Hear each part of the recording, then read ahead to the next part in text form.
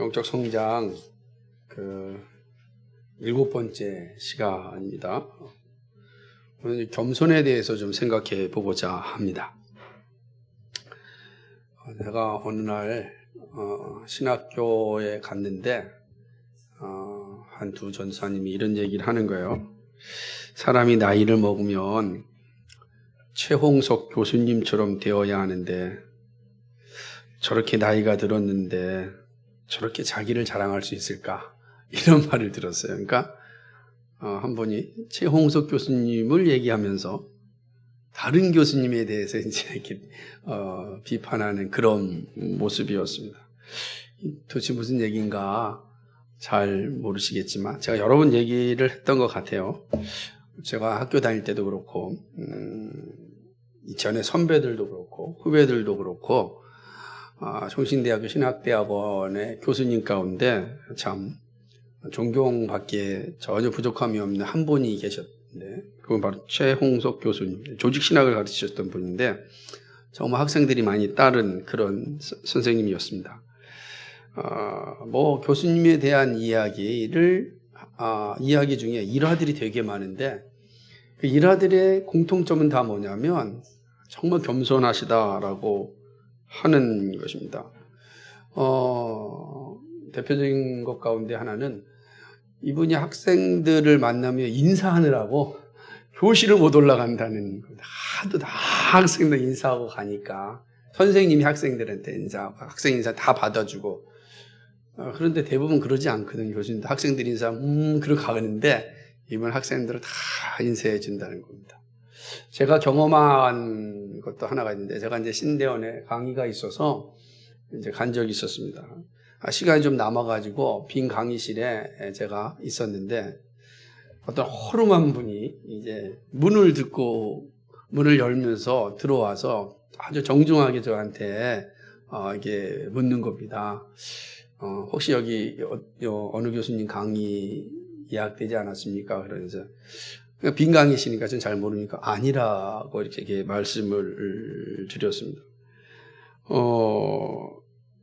근데 대부분 그러면 이제 저도 나이가 이제 많이 들지 않았으니까 쉽게 얘기할 수 있을 텐데 그러시냐고 하면서 편안하게 정중하게 이렇게 인사를 하고 나가시는 거예요. 감사합니다. 그러면서 그래서 저는 그냥 제 일에 바쁘니까 슬쩍 잊어버렸는데 곰 생각해 보니까 이제 그분이 최홍석 교수님이었던 거예요. 그러니까 허름한 옷을 입고 왔으니까 제가 잘 기억나지 않았던 거죠. 사실 저는 이제 교수님한테 배운 적이 없었기 때문에 얼굴을 정확하게 막 이렇게 기억하고 있었던 건 아니라서 그러고 나서 이제 곧이어서 이제 강의실에 이제 들어갔는데 그때 이제 이 교수님이 이제 막 생각이 난 것이죠. 은퇴를 얼마 놔두신 그런 노 교수님이신데, 정말 말로만 듣던 그 모습을 앞에 보면서 많이 이게 생각을 하게 되었습니다. 참, 말 그대로 겸손이, 몸에 배우신 분이구나 하는 걸 이제 경험했던 적이 있습니다. 우리가 종종 칭찬은 고래도 춤추게 한다 그런 말 하잖아요. 겸손은 어떨까요? 칭찬은 고래를 춤추게 한다면 겸손은 어떨까? 저는 이게 겸손은 저절로 고개를 숙이게 하는 것 같아요. 그러니까 겸손한 분 앞에는 참 고개가 숙여지는 것 아니겠습니까? 지금 우리가 읽고 있는 장기려 박사님의 이야기를 보아도 고개가 숙여지는 이유 중에 하나는 참 겸손하신 분이었다라는 사실이 있습니다. 오늘 우리가 읽은 본문은 겸손의 가치를 좀 보여주고 있습니다. 겸손의 가치. 교회의 지도자인 장로와 다음 세대를 짊어질 젊은이들을 향하여 주신 그런 말씀이죠. 두 부류를 향하여 주신 이 말씀이지만 사실은 가르침은 동일하다고 좀 볼 수가 있는 것입니다. 사도는 가르쳐하는 장로들에게 맡겨진 양들을 부득이함으로 가르치지 말라 얘기합니다. 여기서 장로는 뭐 목사도 또 그러니까 7위 장로 될 수 있고 또는 이제 말씀하는 강도 장로 될 수 있는데요. 그러니까 되게 중요하죠. 장로에 있어서 가져야 될 중요한 자세 가운데 하나는 즐거움으로 자기에게 맡겨진 양들을 돌아보라. 또는 뭐죠? 주장하는 자세가 아니라 본이 되라라고 이렇게 얘기합니다. 주장하지 말라 이렇게 얘기하죠. 또 반면에 젊은이들에게는 겸손하게 순종할 것을 요청하는 겁니다. 이게 잘 보면은 가르치는 자와 가르침을 받는 자에게 공통적으로 존재하는 게 무엇이냐면 서로에게 겸손하라 하는 것이죠. 서로에게 겸손히 행하라라고 하는 것입니다. 그래서 이제 오늘 5절 말씀에 뭐라고 표현되어 있습니까? 서로 겸손하라 그러죠. 젊은 자들아 이와 같이 장로들 순복하고 다 서로 겸손으로 허리를 동이라 이렇게 이야기하는 겁니다. 서로 겸손하는 것입니다. 장로와 젊은이들 서로를 향하여 겸손의 옷을 입으라 하는 거죠. 이게 참 교회의 아름다움이 아닌가. 그러니까 겸손하게 가르치고 다스리고 겸손함으로 순종하고 따르고 그게 교회의 아주 아름다운 모습이다 이렇게 보는 거죠. 겸손이요 성도를 사실은 성도답게 만드는 것입니다. 정말로. 그래서 교회를 교회답게 만드는 게 이 겸손에 있습니다. 그래서 정말 그리스도인이 된다면 우리가 힘써야 될 것 중에 하나가 겸손이죠. 내가 예수님을 믿는다라고 할 때 참 겸손이죠. 로이 존스 목사님은 뭐라고 얘기했냐면 겸손은 영적 생활의 가장 위대한 안전장치라 그랬어요. 영적 생활의 가장 위대한 안전장치가 뭐냐? 겸손이다라고 하는 겁니다. 또한 참된 신자에게 있어서 겸손보다 더 위대한 특징은 없다. 우리가 정말 참된 신자다. 내가 거듭난 그리스도인이라 할 때 그 거듭난 그리스도인에 나타난 확실한 특징이 뭐냐?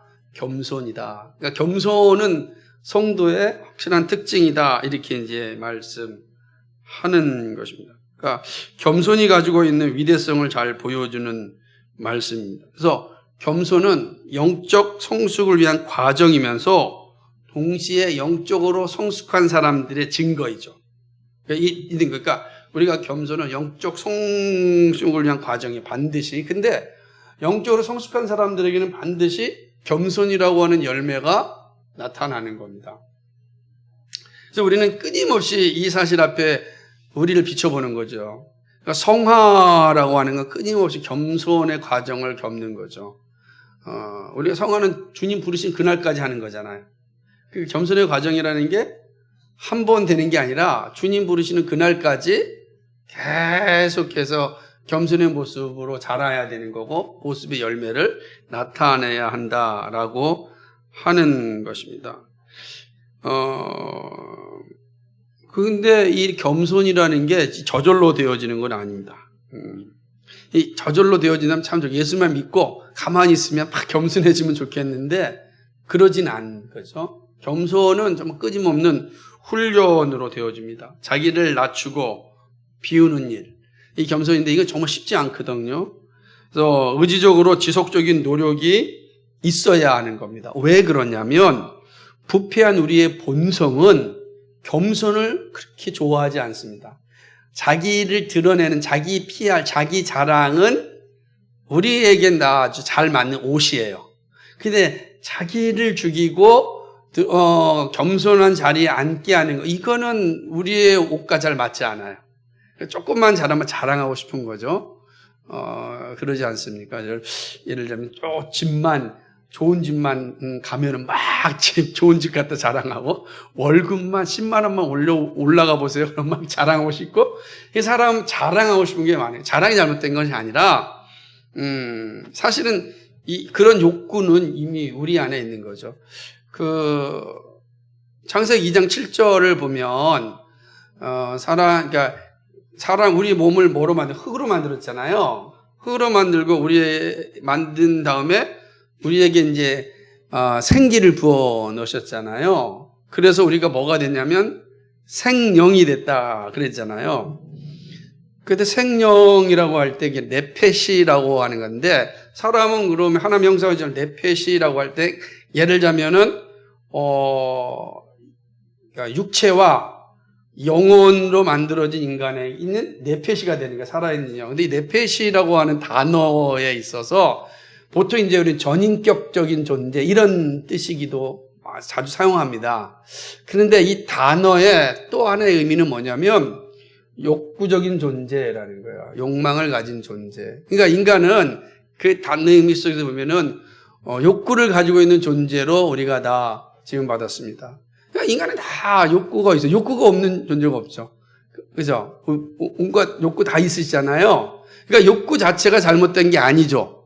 하나님 그렇게 만들어 주셨으니까.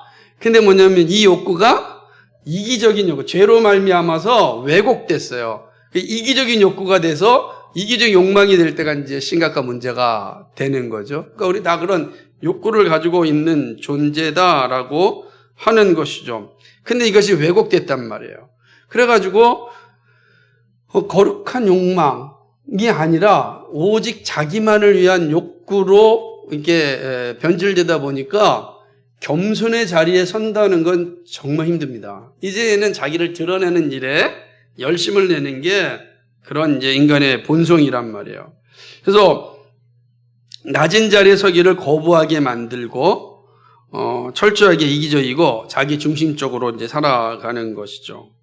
그런 측면에서 인간은요, 그러니까 왜곡된 욕구를 가진 인간은 교만을 즐깁니다. 교만을 막 즐거워하죠. 그러니까 그 교만에 대해서 거부하는 게 아니라 교만을 즐기며 살아갑니다. 여러분 한번 언제가 행복한 것 같아요? 막 교만을 즐길 때 우리가 행복함을 느끼는 것 같아요.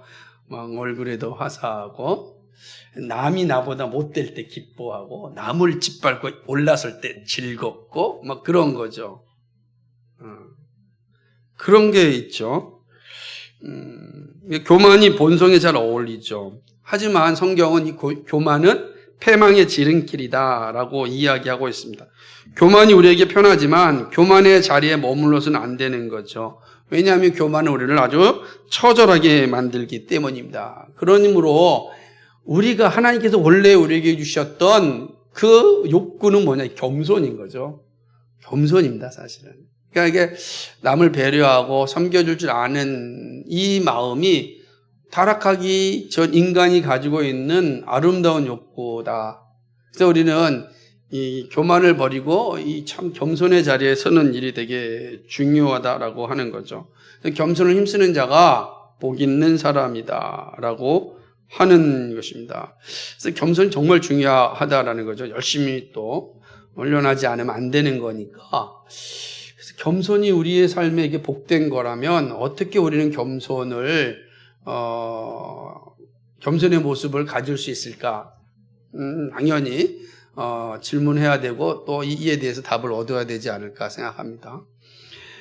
우리 이제 본문을 통해서 구체적으로 좀 살펴보고자 하는 오늘 말씀을 통해서 살펴보자 하는 건 세 가지인데요. 첫째는 뭐냐면 성경이 말하는 겸손의 정의를 한번 보고자 합니다. 그 둘째는 겸손이 주는 구체적인 열매를 좀 생각해 보겠습니다.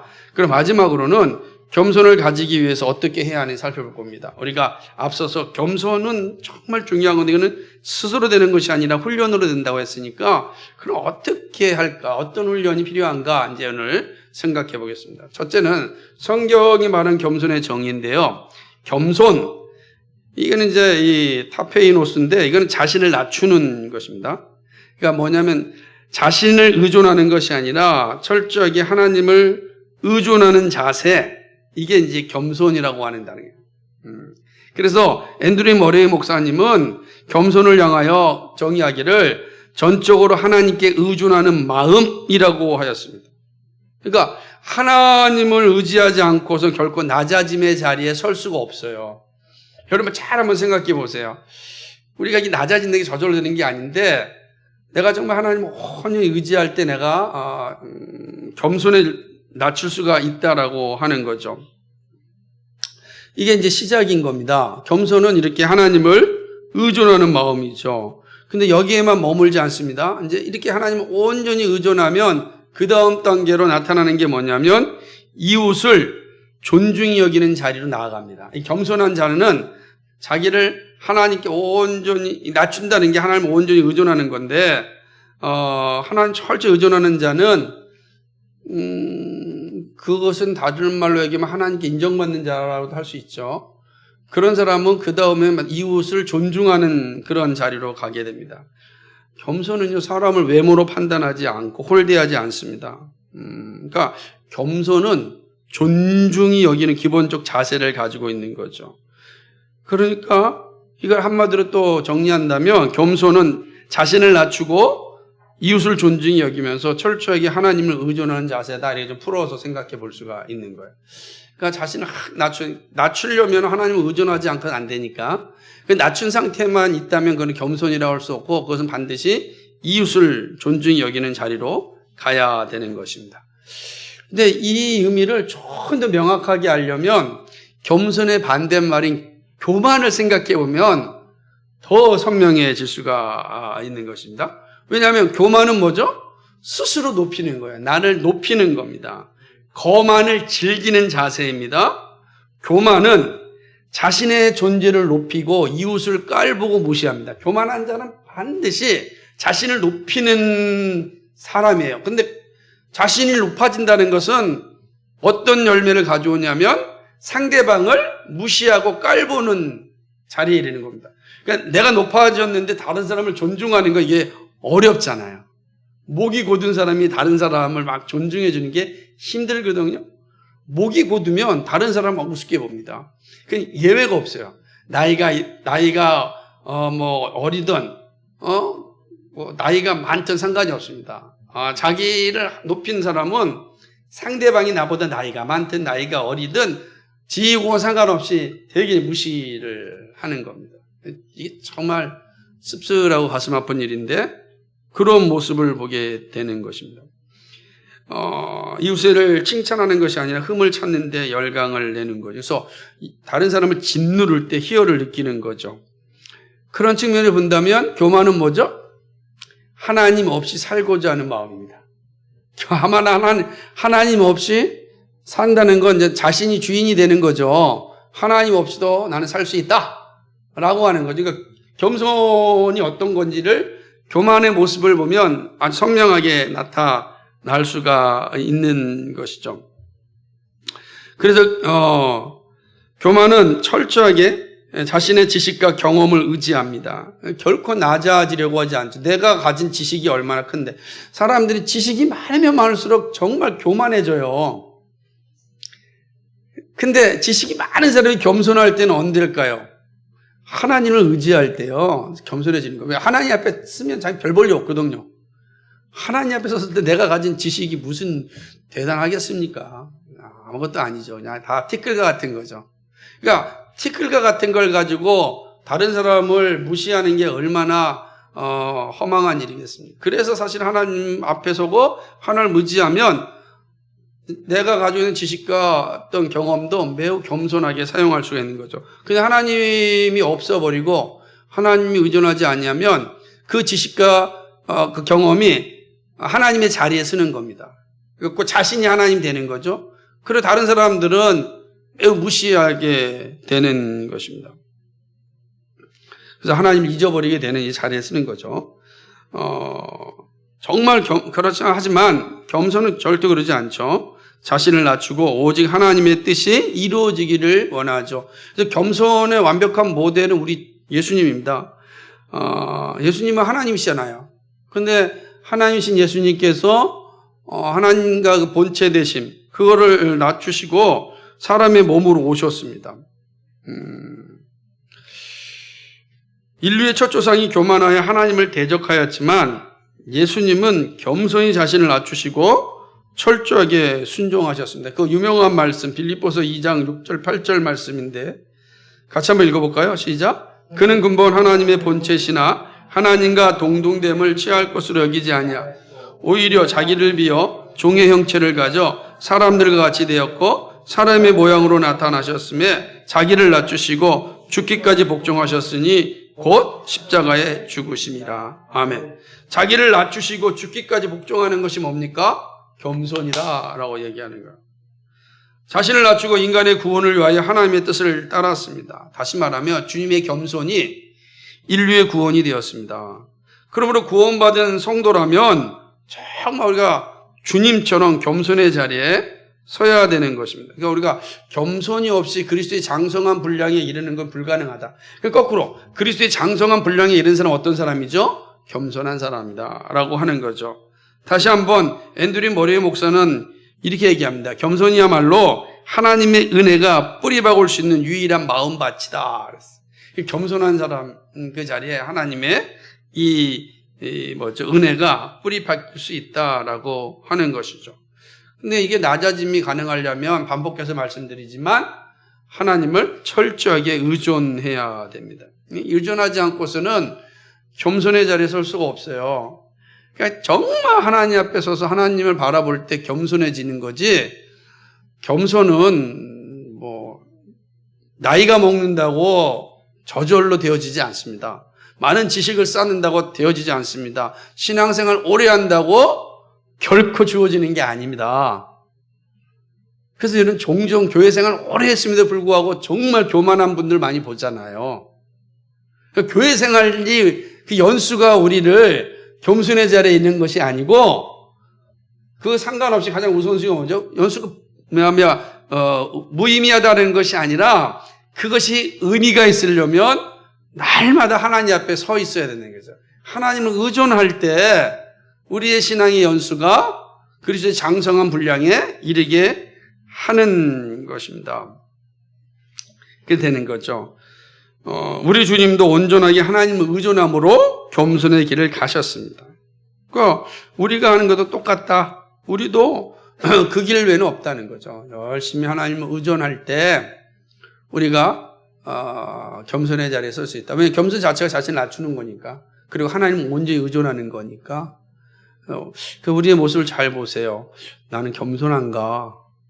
나는 어떤 일을 할 때 정말 나는 철저히 나의 생각과 경험만 의지하는가, 아니면 하나님을 온전히 의지하면서 내가 일을 행하고 있는가. 그러면 내가 어떤 열매를 거둬도 자랑하지 않고 감사합니다. 주님의 은혜입니다. 모든 것이 은혜라. 모든 것. 시간이 지나고 나서 돌이켜보면 이게 정말 하나님의 은혜구나 라고 고백할 수 있는 사람은 겸손한 사람이에요. 여러분 안 그러겠어요? 내가 열심히 살아왔는데 지내보니까 이게 정말 하나님의 은혜구나. 제가 이제 듣고 있는 찬양 CD가 아까 은혜라는 거잖아요. 그 부르신 분이 유명한 소프라노 가수예요. 근데 집사님이신데 아주 제네바 무슨 유명한 그에 대해서도 이제 우승도 하시고 제2의 조수입니다. 아마 이런 별명까지 들은 분이세요. 정말 찬양을 잘 하시더라고요. 근데 그분이 그 고백도 그렇고 그 찬양집을 내면서 쓴 글을 읽어보니까 자기가 그렇게 해온 거, 그러니까 정말로 승승장구해가지고서 최정상에 이르기까지 정말 열심히 다 했는데, 그래서 시간이 지나서 돌이켜보니까 이 내가 한 것이 아니었다. 이 정말 주님의 은혜였구나 하는 것을 처절히 깨달았다는 거예요. 그가 이제 지금도 유명한 또 소프라노 가수로 활동하고 계시지만, 그래서 이 고백을 하고 싶다 그래서 만든 CD입니다. 지나고 보니까 이게 다 주님의 은혜구나. 사실은 겸손한 사람은 이게 은혜입니다라고 얘기해요. 만약에 은혜라고 하는 사람이 다른 사람을 무시하고 괄시할 수 없지 않습니까? 내가 은혜로 살아왔는데 다른 사람을 향하여서 무시하거나 괄시하거나 다른 사람의 현재의 모습을 보고서 소망이 없어 라고 말할 수 없지 않습니까? 왜냐하면 자기 자신이 살아온 걸 보니까 주님의 은혜로 이 자리까지 왔다면 지금 내 옆에 있는 아직 잘하지 않은 누구든지, 그죠? 그 사람도 하나님의 은혜가 임하면 하나님께서 얼마나 크게 사용하시겠어요. 그러니까 그것이 그 겸손해지는 거죠. 다른 사람 앞에 겸손해지는 거죠. 하나님의 은혜가 임할 때 나타나는 그 열매를 아니까 겸손해진다는 거예요. 중요하다는 거죠. 자, 이제 두 번째 살펴볼 수 있는 것은 뭐냐? 겸손이 주는 열매인 것입니다. 존 스토트 목사님은 그의 책에서 교만보다 영적 성장에 더 큰 적은 없으며 겸손보다 영적 성장에 더 도움이 되는 것은 없다 이렇게 말씀하셨어요. 그러니까 되게 중요한 거죠. 그러기에 우리는 지성의 한계를 인정하고 또한 자신의 죄성을 인정하면서 무한하신 하나님 앞에 우리가 겸손할 필요가 있습니다. 정말 탁월한 지적이죠.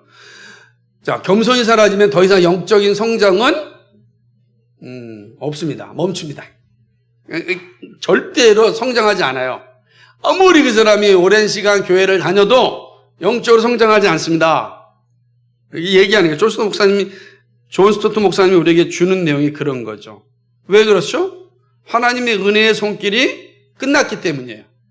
하나님의 은혜의 손길이 끝났으니까 더 이상 그 사람이 영적으로 성장하지 못하는 겁니다.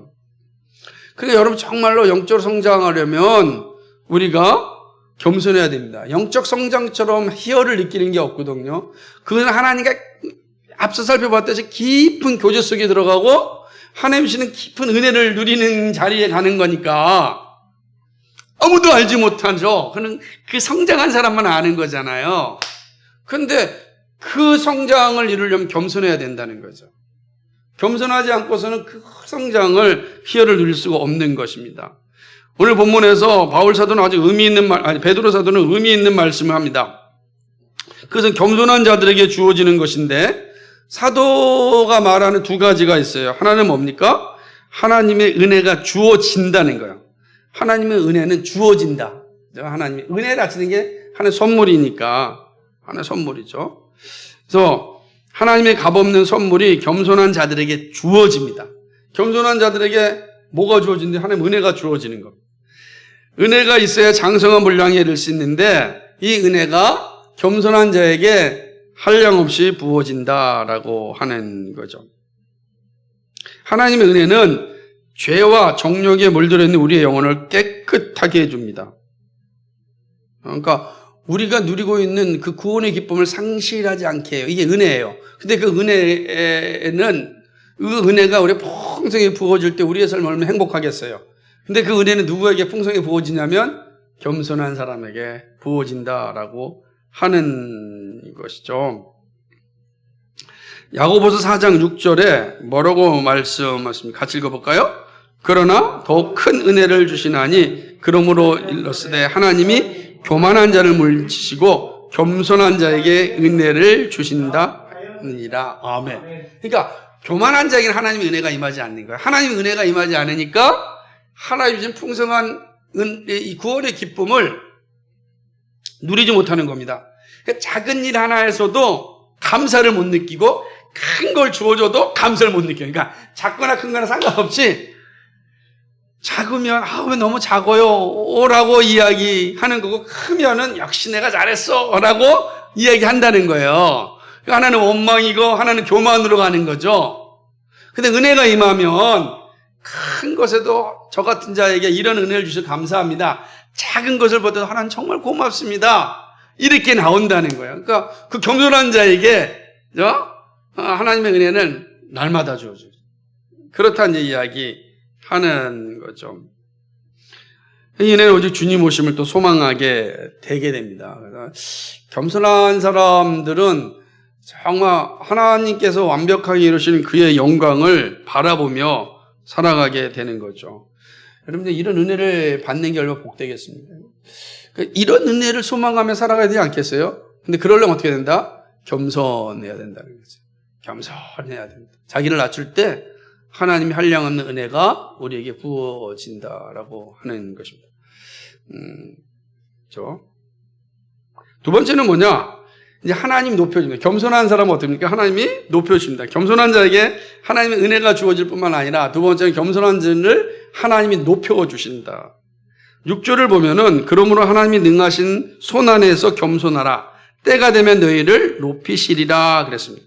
겸손한 자를 높여주신다는 것. 이 정말 의미심장한 거는 하나님이 높여주시면 더 이상 내릴 자가 없습니다. 왜? 하나님이 붙잡고 있는데 누가 내리겠습니까? 자기가 스스로 올라가면 언제든지 떨어질 수 있는 거예요. 왜요? 자기가 올라갔으니까 붙잡고 있는 사람이 자기잖아요. 자기가 막 떨어지는 건데 하나님이 높여주시면 하나님 붙잡고 있기 때문에 누구도 그를 내릴 수가 없는 겁니다. 누구도 내릴 수가 없는 거예요. 이것이 바로 겸손이 주는 열매죠. 겸손한 자를 높여주시는 것이 바로 하나님 나라의 법입니다. 야고보서 4장 10절에 야고보 사도도 분명히 얘기합니다. 같이 한번 읽어볼까요? 시작. 주 앞에서 낮추라. 그리하면 주께서 너희를 높이시리라. 아멘. 예수님도 뭐라고 말씀하셨습니까? 누가복음 14장 11절 같이 읽어볼까요? 시작. 무릇 자기를 높이는 자는 낮아지고 자기를 낮추는 자는 높아지리라. 아멘. 이 놀라운 사실이죠. 이거는 예수님과 사도들의 이야기일 뿐만 아니라 구약의 말씀도 동일합니다. 우리 잠언 16장 18절 19절 같이 읽겠습니다. 시작. 교만은 패망의 선봉이요 거만한 마음은 넘어짐의 앞잡이니 겸손한 자와 함께하여 마음을 낮추는 것이 교만한 자와 함께하여 탈취물을 나누는 것보다 나으니라. 아멘.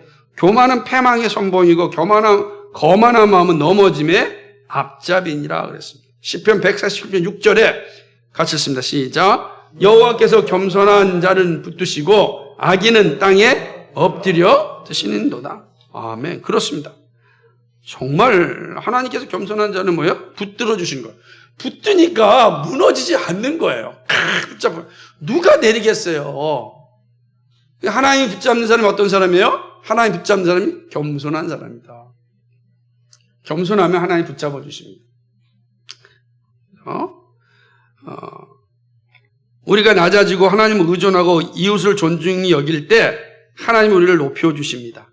주님은 서로 큰 자라고 큰 자리에 서려고 하는 제자들을 향하여 하나님 나라의 위대한 진리를 가르쳐 주십니다.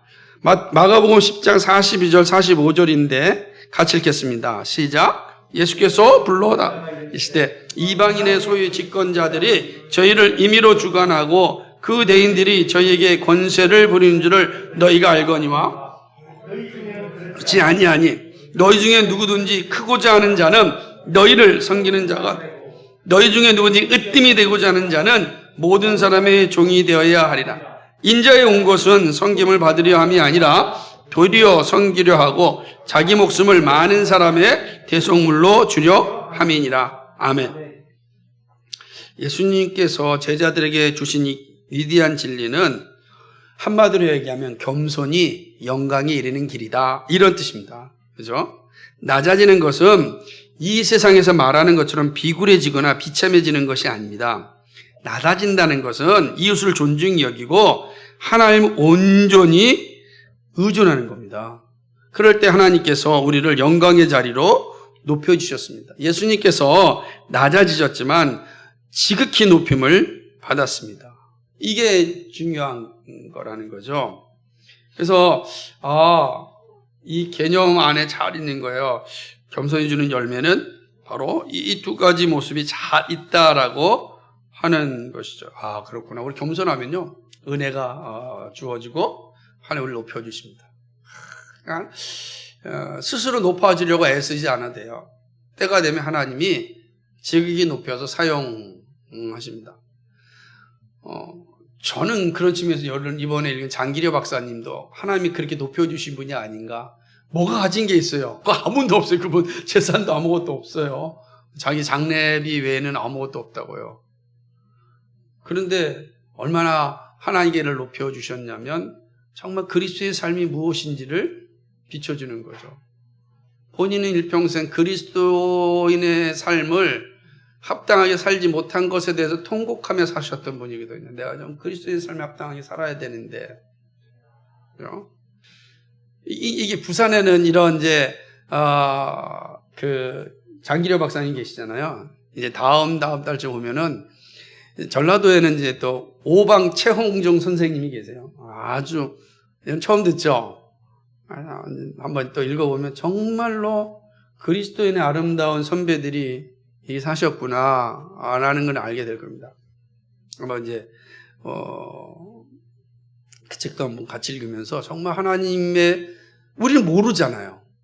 근데 하나님께서 높이셔가지고 사람들로 하여금 양심을 찔리게 하고 그리스도를 바라보게 하는 그런 도구로 사용하는 분들이 많이 있습니다. 그렇습니다. 저는 우리의 삶에도 이런 은혜가 있길 바랍니다. 이제 세 번째는요, 겸손은 지속된 훈련이 필요하다라고 하는 거예요. 세 번째입니다. 이미 말씀드렸듯이 겸손은 저절로 나타나지 않아요. 지속적인 훈련으로 만들어집니다. 인격 형성 과정에 대하여 일반적으로 말하는 과정이 있습니다. 그죠? 뭐가 있냐면 일반적으로는 행위는 습관을 낳고 습관은 성질을 낳고 성질은 의지를 결정한다. 이런 말이 있어요. 우리의 행위는 습관을 낳고 습관은 우리의 성격을 낳고 이 성격은 우리의 의지를 결정한다. 라고 하는 겁니다. 정말 이거는 일반적으로 참 맞는 것 같아요. 저를 봐도 그렇고 보면서 그런 것 같아요. 그런데 이것이 영적인 성장에도 비슷합니다. 끊임없이 하나님 앞에 낮아지려고 할 때 우리의 낮아짐이 자연스럽게 나타납니다. 그리고 이런 낮아짐은 하나님의 성품을 닮아갑니다. 그리고 더욱 영적으로 충만해지는 것이죠.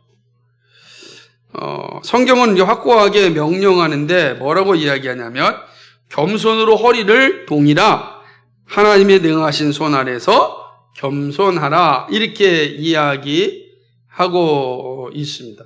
그렇죠? 이 말은 어떤 의미인지 한번 잘 생각하는 게 필요한 것입니다.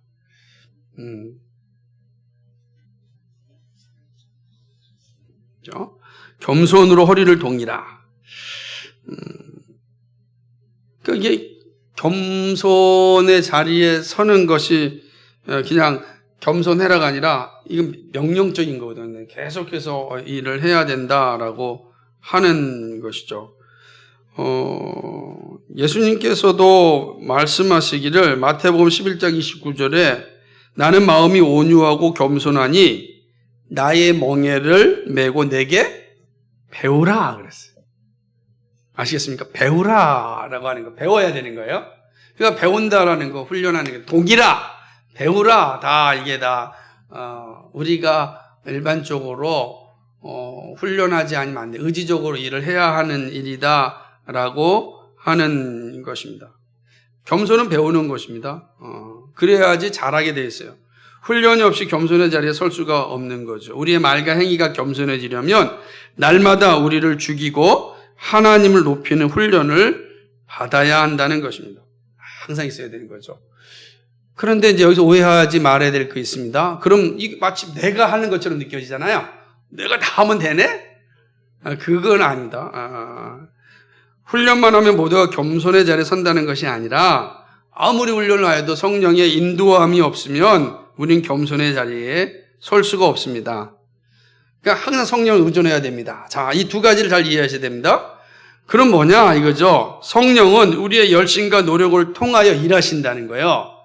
그러니까 거듭난 그리스도인들은 성령이 그 안에 계시고 그 안에 계신 성령은 우리를 겸손하게 할 때 어떻게 하냐면 우리가 열심히 배우고 행할 때 성령께서 우리를 더더욱 사용하셔서 겸손의 자리에 이르게 하신다라고 하는 것입니다.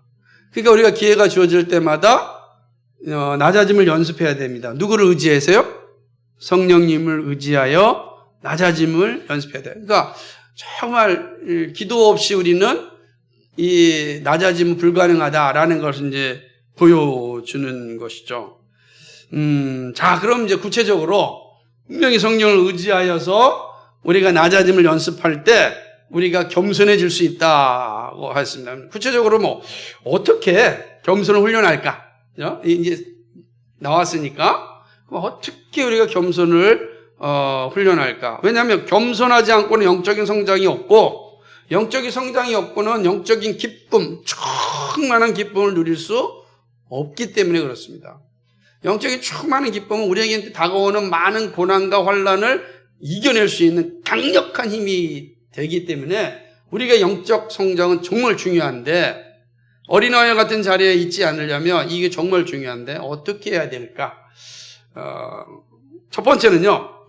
자아를 죽이는 연습을 좀 해야 되는 겁니다. 자, 근데 오해하지 말아야 될 것이 있습니다. 이거는 자기 비하를 의미하는 게 아니에요. 자아를 죽인다 그랬더니 자기를 비하한다라고 생각하는데 그게 아니에요.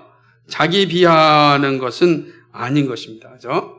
성경에 들어보면은 이거는 되게 이제 의미심장하게 잘 생각을 해야 되는 건데요.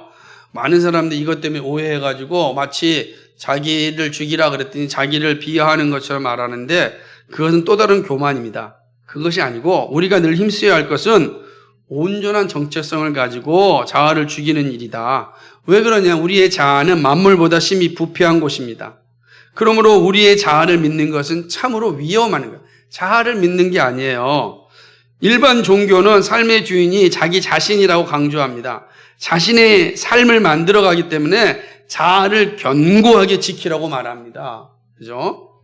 정말 그래서 이거를 강조하는 사람들을 좋아해요.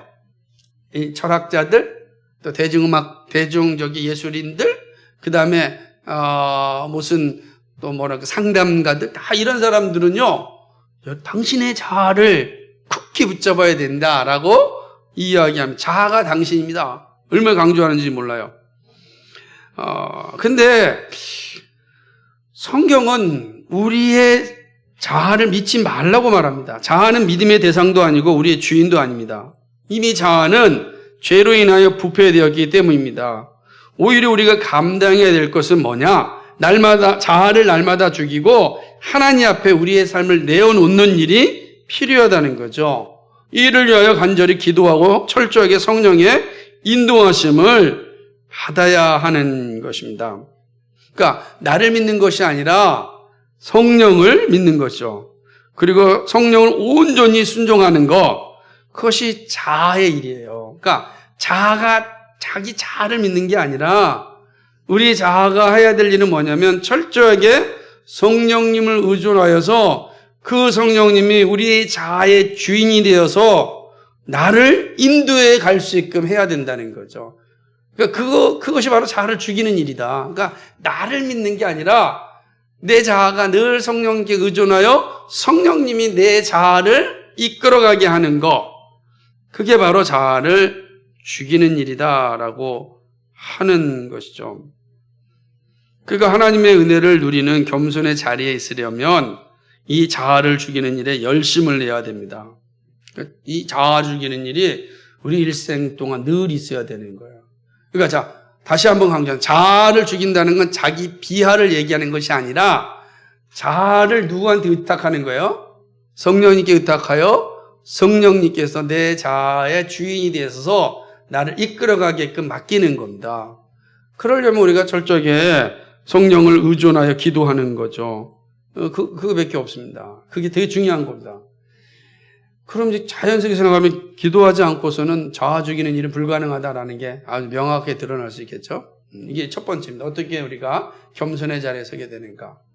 두 번째는 상대방의 생각과 말을 이해하려는 자세를 열심히 가져야 되는 겁니다. 이것이 겸손의 자리를 얘기하는데 자신의 생각을 주장하고 비판하려는 자세는 결코 겸손의 자리에 설 수 없습니다. 상대방을 배려하는 마음을 기르는 것이 겸손의 자리에 이르게 합니다. 왜 그러냐면 성경은 말하기를 듣기는 속히 하고 말하기는 더디하라 그랬어요. 그러니까 듣기는 속히 하라는 것은 내 생각대로 행동하고 말하겠다는 것이 아닙니다. 좀 상대방을 들어보는 거죠. 존중하는 태도입니다. 이건 정말 끊임없이 싸우는 거죠. 이게 이 훈련이거든요. 잘 안 되잖아요. 우리는 누구나 다 이 욕구를 가지고 있어서 그래서 이것도 훈련해야 되는 거예요. 상대방 이야기를 조금 들려 훈련할 때 겸손의 자리에 서는 거죠. 저도 잘 안 되는 것 가운데 하나인데 끊임없이 훈련해야 되는 자리에 서야 되는 겁니다. 두 번째죠. 세 번째는 이기적 욕망을 죽여야 합니다. 이입니다. 어쩌면 이제 둘째, 셋째가 바뀔 수도 있지만, 이기적 욕망, 즉 탐욕은 교만에 이르는 길입니다. 그러니까 우리가 이기적 욕망에서 자유할 때 겸손의 자리에 설 수 있습니다. 겸손의 무서운 적은 교만인데, 이 교만에 이르는 첩경이 이기적 욕망이란 말이에요. 왜곡된 욕망은 상대방을 배려하지 않고 수단과 방법을 가리지 않고 자신의 영광을 누리고자 합니다. 그래서 성경이 뭐라고 얘기합니까? 탐심은 죄를 낳는다고 하였습니다. 무엇인 탐심이 찾아오면 멸망에 이르게 되어 있어요. 그러니까 이 이기적 욕망을 죽이는 일이 정말 중요해요. 근데 이번에 이제 제 책이 나올 텐데 욕망인가 비전인가라고 하는 책을 여러분 읽어보실 기회가 있을 겁니다만은 우리가 보통 비전이라고 생각하는 것들이 대부분 욕망일 때가 많아요. 대부분 욕망일 때가. 그래서 이 욕망을 잘 이게 분별하고 그 욕망의 자리에서 사실은 도망치는 게 중요해요. 죽인다는 것은 그 욕망의 자리에서 도망치는 거거든요. 멀리 보내는 거예요. 죽인다는 게 뭐 어떻게 욕망을 칼로 목을 친다 그런 건 아니잖아요. 어떻게 치겠어요? 욕망의 자리에서 멀리 도망치는 겁니다. 죽이는 거예요. 그러니까 나로부터 멀리 가게 해야 되는데 내가 못 보내니까 내가 멀리 도망치는 거죠. 욕망의 자리, 그게 죄 죽임과 똑같은 거예요. 죄의 자리에서 멀리 도망칠 때 죄가 나로부터 멀어지잖아요. 그게 죄가 죽어지는 거예요. 근데 우리가 언제 죄 짓냐면 죄와 자꾸 가까이 있을 때, 죄 짓는 장소에 가까이 있을 때 그때 죄 짓게 돼 있어요. 근데 멀어지면은 안 보이면은 점점점 죄를 덜 짓죠. 예를 들면 현대인들이 가장 많이 사용하는 이 인터넷, 핸드폰 이게 사실 멀어지면 죄 짓는 게 적어집니다. 훨씬 적어질 거예요. 거기에 온갖 것들이 다 들어있으니까. 근데 그래서 아예 없애버려 보십시오. 그러면 안 짓는 게 아니에요. 죄를 안 짓는 건 아니지만 덜 짓게 되는 겁니다. 죽이는 거거든요. 마찬가지다라고 하는 거예요. 이기적 욕망을 죽이는 건 욕망을 잘 분별하고 욕망의 자리에서 멀리 떠나는 겁니다. 그래서 비전을 확인하는 거죠. 비전의 자리에 서는 거예요. 자꾸만 비전의 자리에 선다라고 하는 거죠. 이게 중요하다라고 하는 겁니다. 네 번째는 이제 예수님을 날마다 배워야 하는 것입니다. 예수님을 아는 지식이 풍성해야 하며 온전한 믿음을 가지는 게 중요하죠. 예수님 자신을 온유하고 겸손하다고 말씀하셨잖아요. 그래서 와서 배우라 초청하셨어요. 예수님이 와서 배우라. 나는 온유하고 겸손하니 너는 와서 배우라 그랬잖아요. 그러니까 우리가 겸손을 배울 수 있는 곳이 어디예요? 예수님이에요. 왜? 예수님이 와서 배우라 그랬으니까 겸손을 어디서 배웁니까? 예수님한테 가면 되는 거예요. 예수님한테 가서 예수님께 배우면 된다는 거죠. 그럼 예수님을 배운다는 게 뭐겠어요? 끊임없이 예수님을 아는 지식 가운데 있는 거죠. 예수님이 어떻게 사셨습니까? 예수님이 어떻게 말씀하셨습니까? 예수님이 어떻게 우리 가운데서 일하셨습니까? 예수님을 늘 생각하고 묵상하고 알아갈 때 우리가 겸손의 자리에 설 수가 있는 거예요. 그렇구나. 그래서 예수님을 알면 알수록 겸손의 자리에 서지만 예수님과 멀어지면 멀어질수록 교만이 우리의 주인이 되는 거죠. 반드시 그렇게 됩니다. 교회를 열심히 다녀도 예수님을 아는 지식이 점점 멀어지면 그렇게 되는 거예요. 그래서 자꾸만 이 훈련을 잘해야 되는 거예요. 그럼 우리가 영적으로 성장할 수가 있다라고 하는 것이죠. 예수님께서는 성만찬 시에 제자들의 발을 씻어주셨잖아요. 세족식 하시면서 겸손이 뭔지 보여주셨는데, 그러니까 사실 발 씻는 거는 주인이 하는 일이에요. 아니, 종이 하는 일이에요. 근데 주인 대신 예수님이 발을 씻어줬거든요. 그러면서 하신 말씀이 뭐냐면 요한복음 13장 14절을 보면 뭐라 그러죠? 내가 너에게 행한 것 같이 너희도 그와 같이 행하라 이렇게 말씀하셨습니다. 예수님은 자신을 이 땅에 오실 때 섬김을 받으러 온 것이 아니라 섬기려 왔다라고 말씀하셨고 그렇게 사셨어요. 근데 이게 끊임없이 그리스도를 묵상하면 그리스도의 영인 성령께서 우리를 그런 자리에 조금씩 가게 하는 겁니다.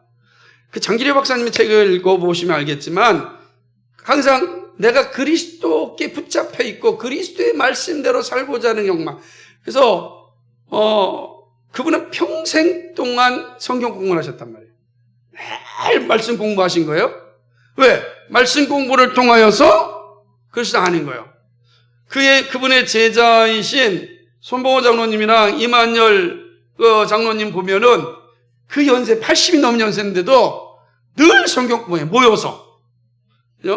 내가 코로나 이전에 만났을 때는 지금 계속 기독교 강요를 공부하고 있다고. 기독교가 70, 80 넘으신 두 노인들이 모여서 기독교 강요를 공부하고 있다는 거예요.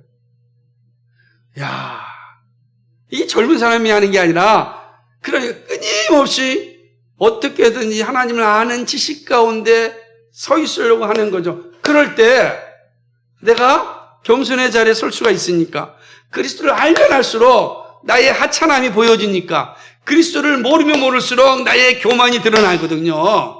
그 일을 한다는 거죠. 그래서 예수님을 잘 아는 일이 되게 중요합니다. 사도 바울이 예수님을 너무 잘 아니까 자신을 예수님 앞에 섰을 때 죄인 중에 괴수라고 고백한 것입니다. 그러니까 겸손은요, 이러한 훈련을 통하여 나타나는 것이다 라고 하는 겁니다.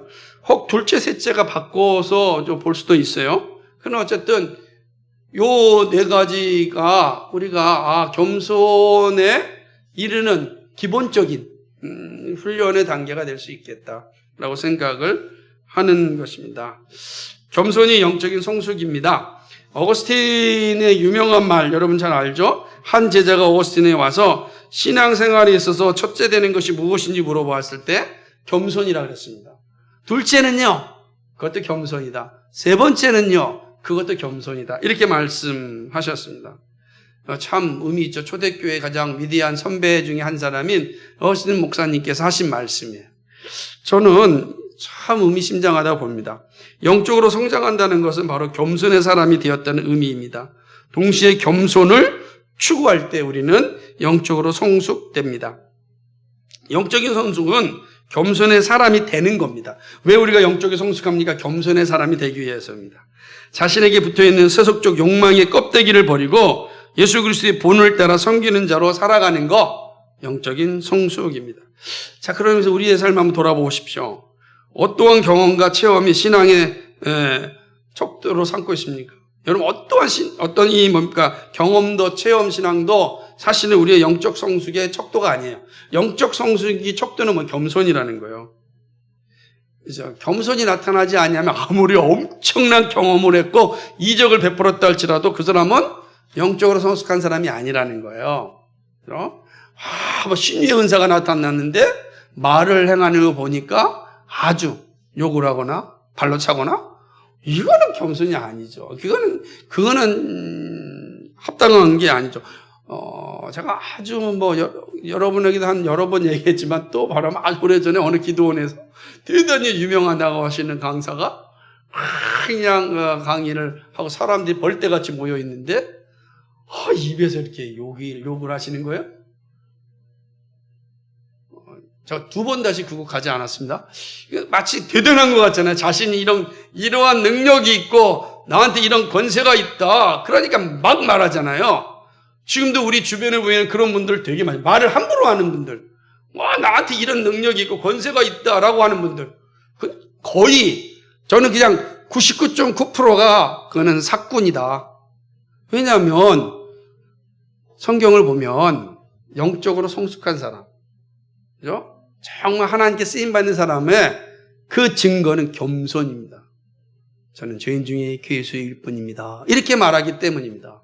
그래서 우리는 이 척도를 정확히 보아야 합니다. 자신의 의를 드러내고 삶을 자랑하고 가난한 자를 가볍게 여기고 배우기를 우습게 여기는 자는 영적으로 성숙한 신앙인이 아니에요. 더 이상 배울 게 없다? 이 정말로 교만의 극치를 달리고 있는 거죠. 그러나 정말 겸손한 사람은 주님 부르신 그날까지 공부하는 거예요. 제가 아까 말씀드렸던 그 두 어르신한테 배우는 것처럼 그 순간까지 끊임없이 말씀을 배우고 읽히는 겁니다. 생각해보세요. 뭘 더 배울 수 있겠습니까? 그분들 입장에서. 그런데도 끊임없이 예수님을 알아가는 지식 가운데 힘쓰고 있는 모습을 볼 때, 그게 진정한 영적으로 성숙한 사람이구나. 겸손하지 않으면 배울 수가 없거든요. 그런 애다. 우리가 영적으로 성숙하는데 중요한 자세는 뭐다? 겸손이다. 겸손 영적 성숙으로 가는 과정이요, 영적으로 성숙한 사람들의 열매다. 이 사실을 우리가 반드시 기억하고 우리도 정말 영적으로 성숙한 하나님의 사람이 되기를 주님의 이름으로 축복합니다. 아멘.